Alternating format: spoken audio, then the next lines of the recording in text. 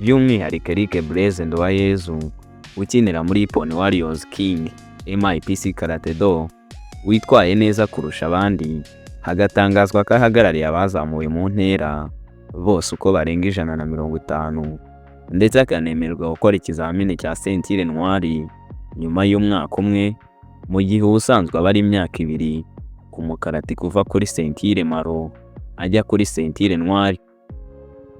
Kandi yaganiriye n'itangazamakuru agaragaza uko igikorwa cyari kimeze nk'umukinnyi wakinaga ndetse wanitwaye neza. Nitwa Eric Blaise Nduwayezu, nkaba nkinira muri club yitwa Pony Warriors King MIPC Karate Do yo mu karere ka Musanze.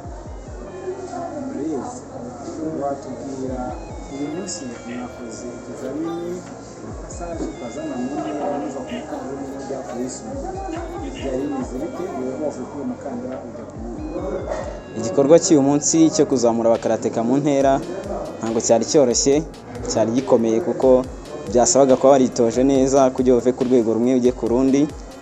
Njyewe navaga kuri Ceinture Bleu nkorera Ceinture Maro, nabikoze neza kuko naje ndi uwa mbere wagize amanota ya mbere mu bapasinze uyu munsi bose, by'umwihariko mu bapasingiraga Ceinture Maro. Blaise, congratulations first of all kuri Ceinture ya Maro, Ceinture yo hejuru watsindiye. Mu by'ukuri urebye abari bahari mwari benshi, mwari 150. Urumva umerewe ute uri wazanye amanota ya mbere ndetse n'umukandida mukuru mubo mwakoreye hamwe ikizamini? Kano kanya ndishimiye kuba nabonye umukandara mukuru, ariko nanone urugendo rurakomeje nkuko nabashije kwitegura bihagije kugira ngo uyu munsi ngire performance yagaragaye uyu munsi.